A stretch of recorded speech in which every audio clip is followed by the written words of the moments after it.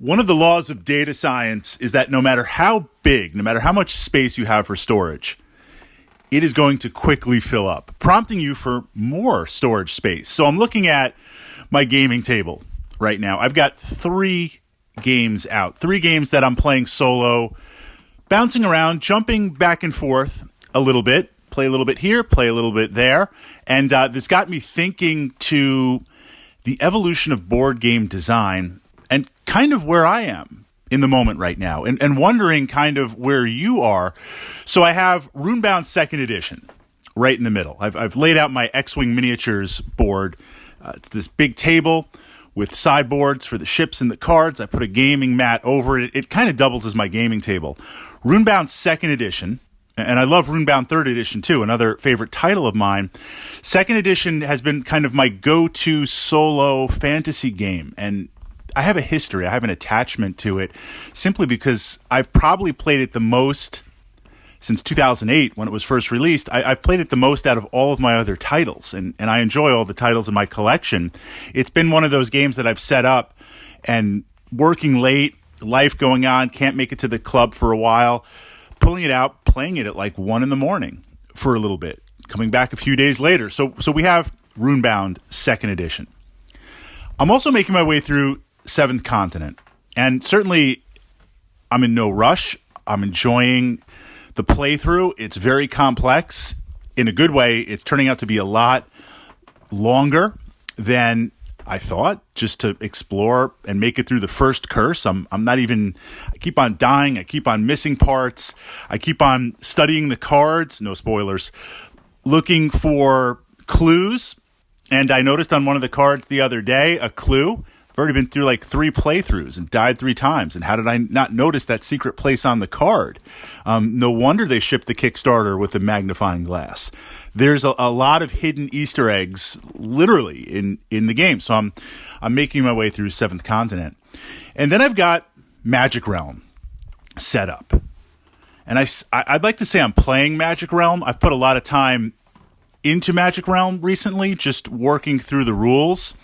And the level of complexity is very, very intense. I think it's the most complex game that I own, that I've ever played. I mean, it makes Mage Knight look like baby cakes. So I have these 3 games set up, and I say that to illustrate the idea of complexity for complexity's sake.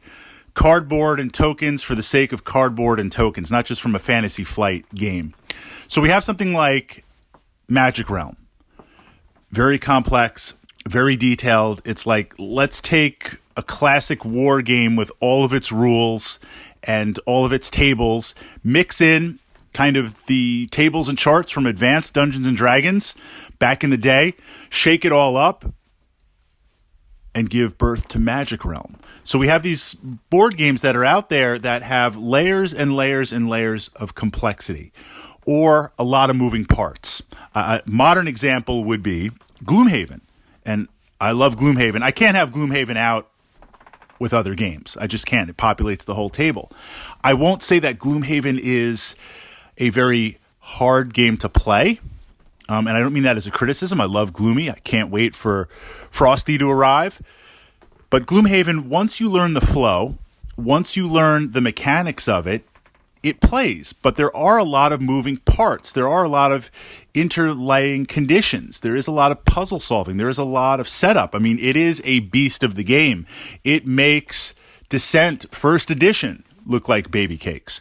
So we have these board games, both new and old, that are very, very complex, very meaty, have a lot of weight, have a lot of details. You're sitting down and you're exerting massive brain power to run these games. And of course, some of us, your player personality, that's exactly what you want. That's exactly what you like. That's your first choice. Then perhaps on the opposite side, you kind of have a light game. And this is why I picked Runebound 2nd Edition to showcase this. You roll the dice, you move around, you encounter a card, you make some skill checks, you make some decisions, you go into a town, you buy some items, you spend some gold, you level up. There's nothing, the narrative is great and the mechanics are very tight in 2nd Edition. I don't mean this as a criticism because I love the game, but there isn't anything revolutionary about it. It works and it's streamlined. So this is a medium weight game where, and think about the other titles in your collection that are kind of medium weight, after one or two playthroughs, you've got the rules down. You kind of know what's going on. And you're making your way through, you're rolling dice. It works. I don't have to think about playing Runebound. I don't have to make those calculations. I just kind of decide where I want to go and resolve it. I can get into the quest because it's a light type game. And then we've got Seventh Continent, which I think is a new breed of game design. And not just from the perspective of choose your own adventure, but from the perspective of the rules are extremely simple. They're extremely streamlined and simple as in elegant. Here's how it works. Here's what has to happen. It works. But the complexity of it is not in calculating all the rules and figuring out what to do, but the complexity of it is in making choices, in managing resources, not running out of resources and literally dying on the island, in crafting, in looking at the cards and realizing you've been through this card like 5 times and you just noticed this one little piece, looking for hidden clues, spending time analyzing the cards for hidden clues. So the elegance, the rule engine is very, very simple, effective, refined, but the complexity of the game is in the presentation and the hidden stuff and puzzling it out, playing it out. So it seems like we go back and forth in game design where you want something super, super complex, lots of rules, lots of sub-rules, lots of moving parts, lots of pieces, and it feels elegant. I mean, these are often table breakers, to something light, to something refined. I kind of go through phases. I look at those as examples, and I'm just curious, a completely unscientific poll. Titles from your collection, what kind of games do you play? I mean, if you're a subscriber to my channel, you know I love dungeon crawlers. You know my taste in board games. Perhaps they're similar because you're a subscriber. But what type of games do you like to play? Do you really enjoy heavy brick-breaking games with lots of rules, you know, like Mage Knight or Magic Realm, playing those types of games? Or do you prefer something light, regardless of the narrative? It doesn't have to be an RPG dungeon crawler type game.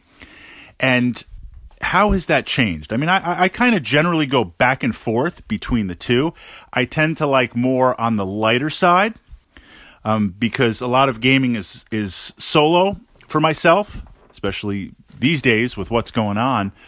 So not having to think about the rules and flip through rule books and calculate all that works. I do find that when I'm playing with a group, if it's a dedicated gaming group, then it's easier to get into complicated titles because you literally have like 4 or 5 brains linked together. And it certainly helps if you're playing with a regular established gaming group. It might be with your friends, it might be at a club. If you enjoy the same game and you're investing in it and maybe some other players own that game. Our Gloomhaven group was a great example. We had 3 players out of the 4 that had Gloomhaven, and 2 of them, myself and my friend, just actively playing it. So the brains were linked and the rules were linked, and it was very easy to move through because everyone was helping with the lifting. So I think games that are a little more complex in nature lend themselves better to dedicated groups. Your thoughts, Fritz? What about Zombicide Invader? What about Zombicide Black Plague? Your favorite games? What about Talisman? What about Kingdom Death Monster? Yes, and yes. This is just kind of what's on my table right now. If I'm going to fit 3 games, then I kind of need 3 games that can fit in that footprint. But an interesting thought on my part, because I have these 3 distinct games I'm playing right now, and bouncing around between complexity, not so complex, beer and pretzels, and elegantly streamlined, simple baby cakes rules. But then when you get into it, you're like, wow, there's a level of hidden Easter eggs and hidden complexity in the games.